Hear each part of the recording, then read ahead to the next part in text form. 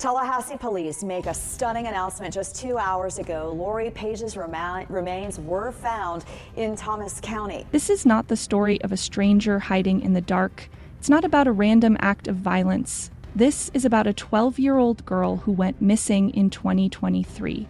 And the person who was supposed to protect her turned out to be the one responsible for her disappearance. Her name was Lori Paige. She was just a child, innocent, trusting. Her world was small, her home, her school, her dreams. She didn't know that the biggest danger in her life wasn't on the streets.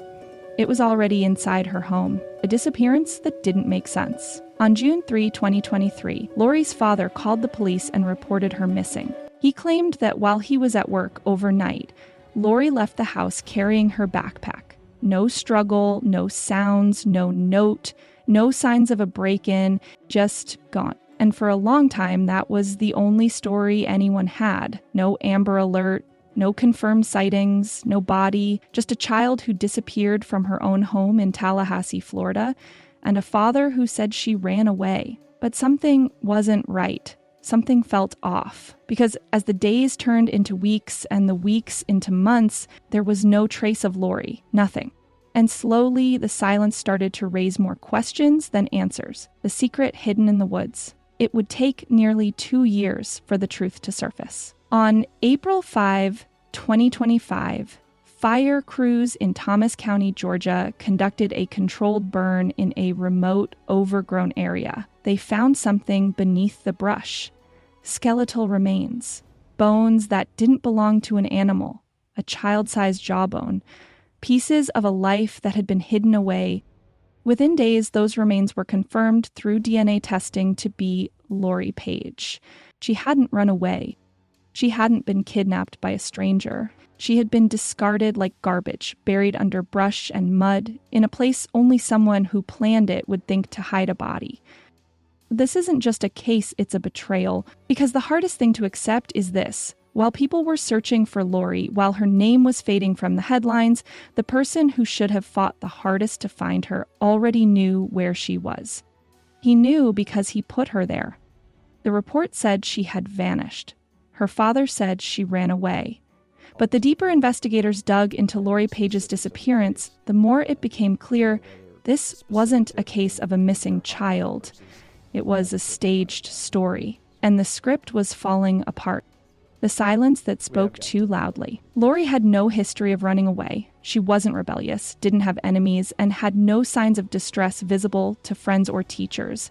But when police started asking questions, Andrew Wiley, her father, stuck to one line. She left while I was at work. That's where the problem began. There were no witnesses, no CCTV footage of Lori walking away, no backpack was ever recovered, her digital life silent. No texts, no phone pings, no social media activity. Something didn't add up.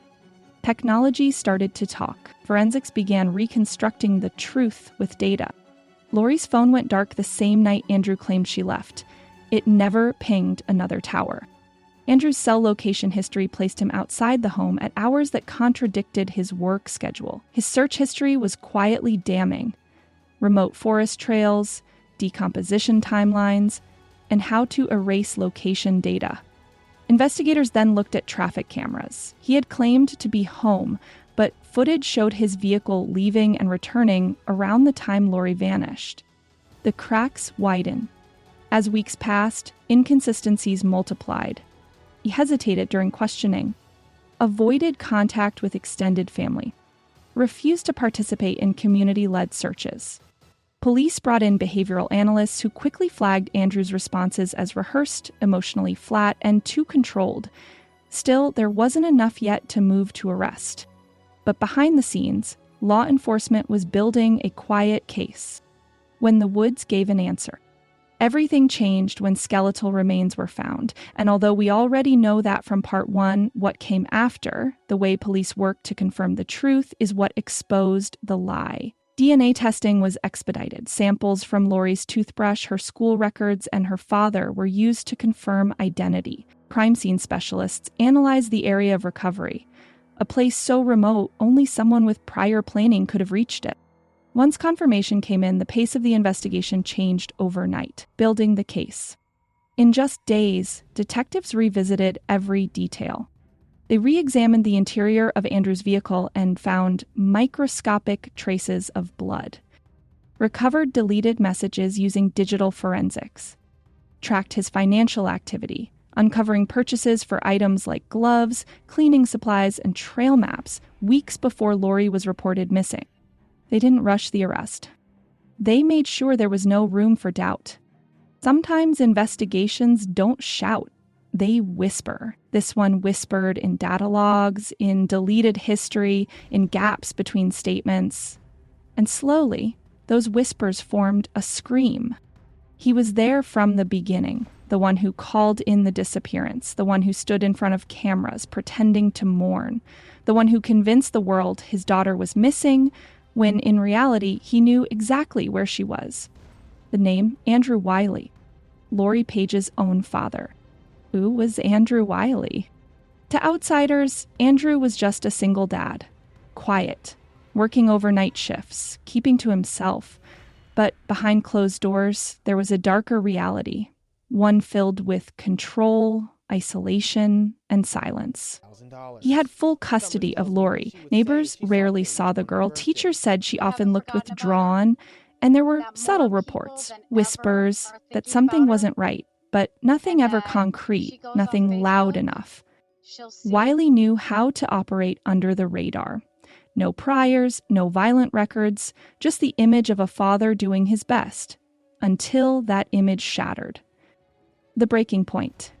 When confronted with the mountain of evidence, Wiley had nowhere left to run. The GPS data, the DNA, the lies, all pointed in one direction. Still, he didn't confess. Still, he didn't apologize. But the court of truth didn't need his words. It had proof. Law enforcement officially charged Andrew Wiley with second-degree murder. No other suspects, no theories left, just one conclusion. The man Lori trusted most, the one person who should have protected her, was the one who ended her life. Sometimes evil doesn't wear a mask, it wears a familiar face. And in this case, the face that comforted Lori was the same one that betrayed her. The case of Lori Paige has moved from silence to evidence, and now to the courtroom. While the world knows what happened, the justice system is still moving, slowly, methodically, toward holding someone accountable. That someone is her father, Andrew Wiley. The legal process so far. After a 22-month investigation, Wiley was formally charged with second-degree murder in April 2025. On April 12, 2025, Wiley made his first court appearance via video conference less than 24 hours after his arrest.